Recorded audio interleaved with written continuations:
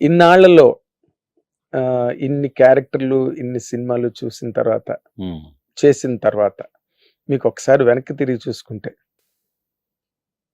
నేను ఇది చేయలేకపోయాను, లేదా ఇది చేసుంటే బాగుండేది, ఇంకా బాగుండేది, అరే మనకు ఆ అవకాశం రాలేదు అన్నవి సహజమైన ఆలోచనలు అవునండి. ఏ మనిషికైనా. అది ఇన్నాళ్ళు ఒక రజనీకాంత్ గారిది ఒక ఫంక్షన్ చూశాను నేను.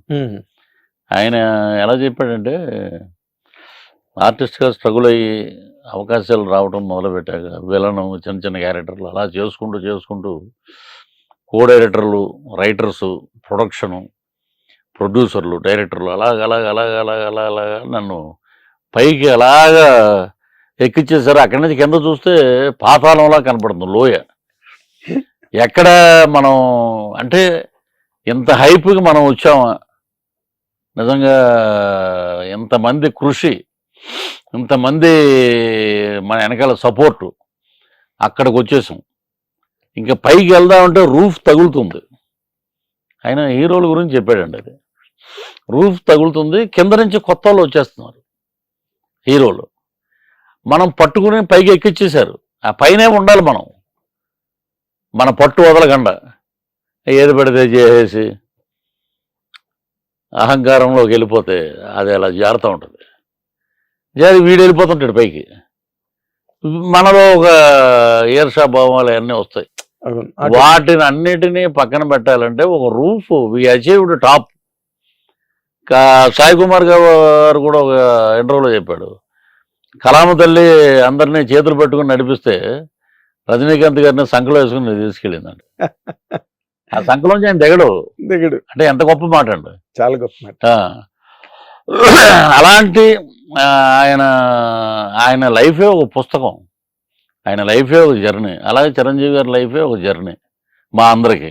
అంతే. మేము వచ్చినప్పుడు అంతా నేను చాలామంది ఏదో చెప్తాలే భయ్యా, వచ్చాక వాళ్ళందరితోటి పరిచయం అయిపోయాక కాదండి. విజయ టాకీస్లో మాకు ప్రభాత టాకీస్, విజయ టాకీస్, రేలంగి చిత్రమందిరు ఉండేది తాడేపల్లిగూడెంలో. మాకు స్టిల్స్ తీసే రాజు గారు అని ఒక ఆయన ఉండేవారు. కృష్ణరాజు గారికి వీళ్ళందరికీ స్టిల్స్ తీసేవాడు. ఓకే. అద్భుతమైన ఫోటోగ్రాఫర్ అండి. రాజు గారి ఫోటో స్టూడియో అని పెద్దది, విజయ టాకీస్ పక్కనే పెద్ద బిల్డింగ్లకి ఫొటోస్ ఉండేయమాట. ఆ సంతకు వచ్చిన ప్రతి ఒక్కళ్ళు దాంట్లో నేను ఒకడిని. ఆ సంతలో అలాగా రావటం, కాయగూరలు కొనుక్కురండి రానివ్వరు అనమాట. కొనుక్కురండి అంటే వెళ్ళిపోయి సైకిల్ పక్కన పడేసి తర్వాత వెళ్తామని, రాజుగారు వస్తారు చూద్దామని. ఆయన సినిమా యాక్టర్లా ఉండేవాడు అప్పట్లో. కారు గేరు ఇక్కడ దాకా దుల్పాలు గెలుపాలు, చాలా అద్భుతంగా మంచి కమలాసన్ టైప్ లో ఉండేవాడు ఆయన. ఆయనతో ఫోటో తీయించుకోవాలి. ఊర్లో వాళ్ళు కూడా పెళ్లికి వెళ్ళాలంటే ఆయనతో ఫోటో తీయించుకోవాలి. ఫంక్షన్కి వెళ్ళాలంటే ఒక ఫోటో. మన రామలక్ష్మణులు అని ఇద్దరు ఉండేవారు చూడండి, బ్రదర్స్, అల్లంపురం బ్రదర్స్ అంటారు. అవును, పోలీస్ బ్రదర్స్ లో చేశారు. వాళ్ళకి ఆయన తీసిన ఫోటోలే, వాళ్ళంతా చుట్టాలే. ఆ ఫోటోలతోటి వాళ్ళిద్దరు విలన్స్ అయిపోయారు.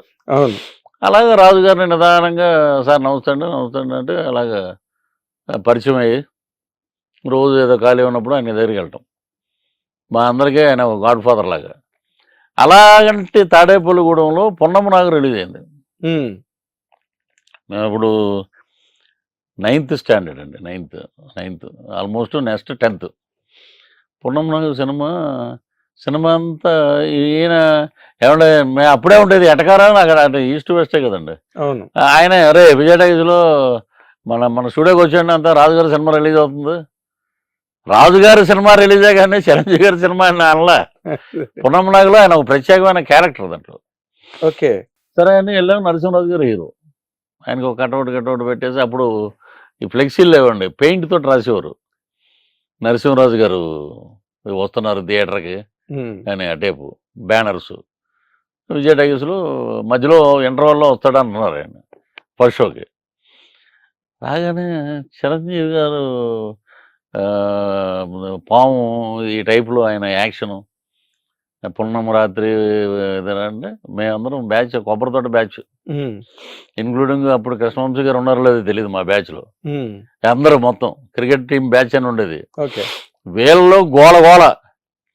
ఫస్ట్ అడ్మైరర్ ఆఫ్ చిరంజీవి గారు అంటే నేను గర్వంగా చెప్పుకోగలను. పున్నమ్మ నాకు. పున్నం నాక్ టైం. బా! ఏం చేశాడంటే ఆయన రాజుగారు, "నేను రేపటి నుంచి నీకు ఫోటోలు తీయటం మానేస్తానురా నేను." ఇదేంటండి అప్పట్లోనే ఉండేది. ఎంత ఎంత పార్షియాలిటీ ఏంటంటే మీరు. నరసింహరాజు గారు హీరో అని ఓకే. బట్ ఎవరు బాగా చేస్తారో ఆళ్ళకి ఓటేయాలండి అని. హ్మ్. ఆయన వచ్చాడు. ఆయన వస్తే ఆయనతోటి అందరూ ఫోటోలు దిగారు. మా రాజా అని ఉండేవాడు చనిపోయాడు. రాజా అని ఒక యాక్టర్ అండి. అవును. ఆయన అంకితం నీకే అంకితం ఇదే పాట. నా అవును. మొదటి ప్రేమ లేఖ Yes, ఇయన్నీ yes. ఆయన. మాతో పాటు క్రికెట్. హ్మ్. మా టీంలో అప్పుడు ఆయన 10వ తరగతి. హ్మ్. ఆయన మీకు కూడా సీనియర్ 1 ఇయర్. ఆ! హ్మ్. బా! ఎంత అద్భుతంగా చేశాడు పృథ్వీ. హ్మ్. ఆయన పాము క్యారెక్టర్ అసలు నిజంగా మనం ఇంటికెళ్ళినా కూడా భయం వేసేటట్టు ఉంది. హ్మ్. అలాగా చిరంజీవి గారిని అభిమానించి అక్కడి నుంచి ఆయన ఏ సినిమాలు వచ్చిన ఇంటి గుట్టు, మొగుడు కావాలి, మా ఓడు సూపరు, మా ఓడు సూపర్ అంటే ఏదో మాట్లాడుతున్నాడు అంటారు. ఆయనలో ఉన్న స్పార్క్ మీకు తెలియదురా నాయన అని అనుకునేవాళ్ళం ఇంటర్మీడియట్. అసలు మొగుడు కావాలిలో ఆ? ఆ సాంగ్ ఉంటుంది కదా. మరి ఆకాశంలో తారకలు ఆకాశానికి చెందవు. ఆ సాంగ్ అప్పుడు ఆ ఎంత పాట పెద్ద అండి. హిట్. తర్వాత న్యాయం కావాలి. హ్మ్. ఈయనన్నీ అలా వస్తా వస్తా రాణికాసుల రంగమ్మ ఇవన్నీ వచ్చాక మా వాడు కొడతాడు ఎప్పుడో వెళ్ళిపోయింది ఎక్కడికో. తర్వాత ఇంట్లో రామ వీధుల కృష్ణయ్య ఇంకేంటి బంపరు. బంపరు పాలకొల్లో జరుగుతున్నప్పుడు నేను కూడా వెళ్ళానండి. గొల్లపూడి మారుతురావు గారు అబ్బాయి అనేవారు నన్ను. అవునా? నేను ఆ ఊరికనే ముక్కు నుంచి. నేను ఊరికనే వెళ్ళి అక్కడ దాసనారాయణ గారి థియేటర్ ఎదురుగుండా దెబ్బ రొట్టె అని ఉంటుంది ఒకటి. మ్హూ. ఇప్పటికీ ఫేమస్ అది. ఓకే. ఆయన కోటరామకృష్ణ గారి బ్రదర్ రన్ చేసేవారు ఆ క్యాంటీన్ అది. ఎవరు రమణ? రమణ అనుకుంటా వాళ్ళ ప్రొడక్షన్ లో వెంకన్న. పనిచేశారు. వెంకటరమణ. వెంకట హ్మ్. దెబ్బ రొట్టి మనం వెళ్ళి షూటింగ్లకి వెళ్ళినా కూడా మధ్య ఎప్పుడైనా షూటింగ్కి వెళ్తే దెబ్బ రొట్టి రెడీగా అంటే పక్కన ఉండేవాళ్ళు, ఏమండి ఎంత మీరు సినిమా యాక్టర్లు అయితే మేము ఇక్కడ లైన్లో నిలబడి ఉన్నాం సార్, ముందు మాకు ఇవ్వండి తర్వాత వాళ్ళకి ఇవ్వండి, హ్మ్. అంత డిమాండ్ అండి అది. ఓకే.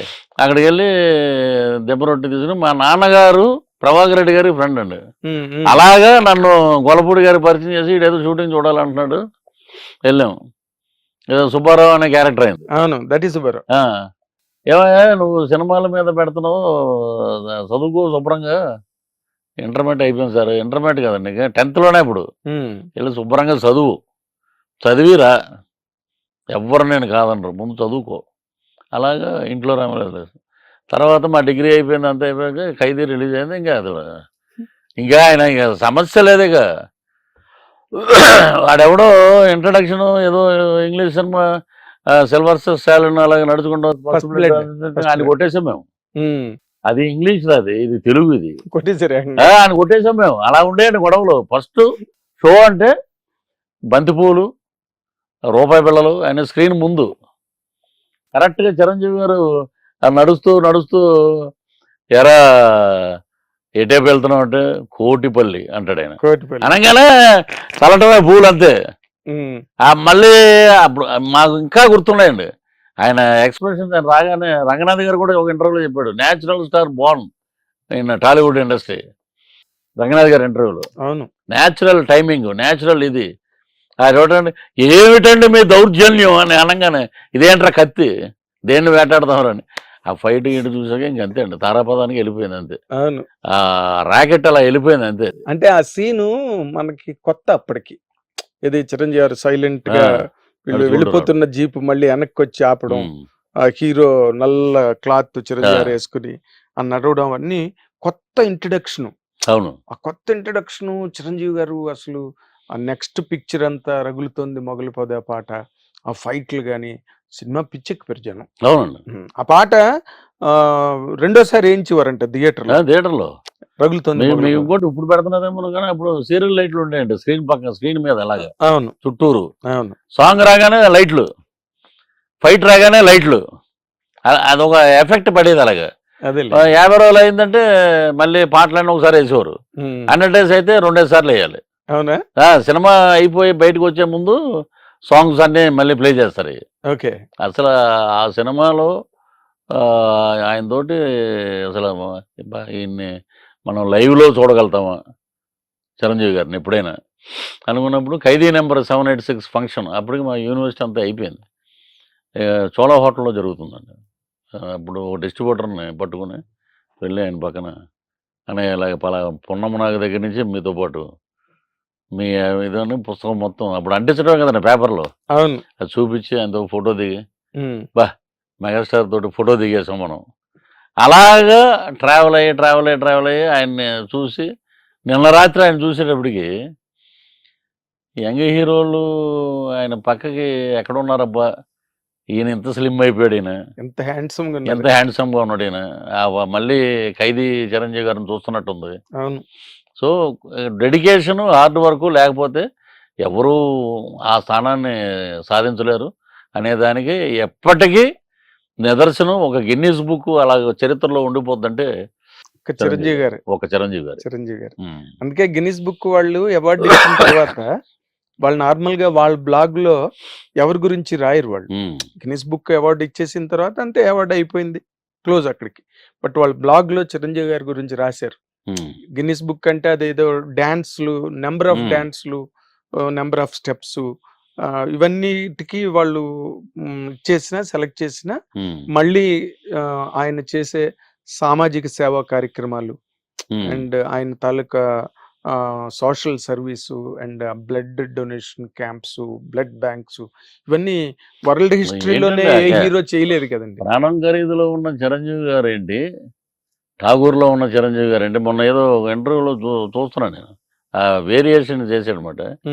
అక్కడ ప్రాణం ఖరీదులో ఉన్న చిరంజీవి గారు జులపాలు గెలపాలు ఇవన్నీ ఉండి ఎన్ని రాత్రులు ఆయన అహోర్నెస్లో కష్టపడి ఒళ్ళు శ్రమించి, నాకు ఫైట్ మాస్టర్ రాజు గారు చనిపోయారు, ఆయన ఫైట్ మాస్టర్ రాజు గారు, ఆయన చెప్పాడు అండి, ఆ పైనుంచి రోప్ షాట్లు కట్టుకుని కిందకి దూకాలంటే డూపులు పెడదామంటే లేదనేవాడు, రోల్ అయ్యే షాట్లు కూడా ఆయనే చేసేవాడు, కొబ్బరి తాడు కట్టేసేవారు నడుంకి, ఆ రోల్ అయినప్పుడు ఆ తాడు కూడా రోల్ అవుతూ ఉండేది.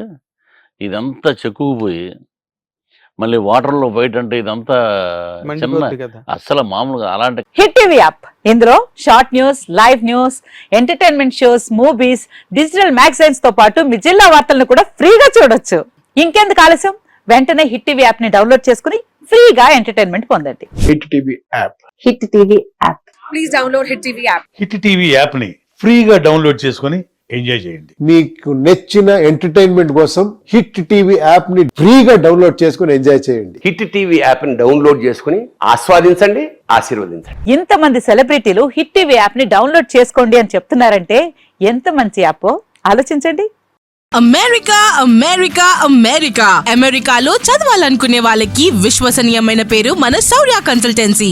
UK లో 1 year masters, 2 years work permit up to 5 years visa. Contact Saurya Consultancy. Contact 89851 89851.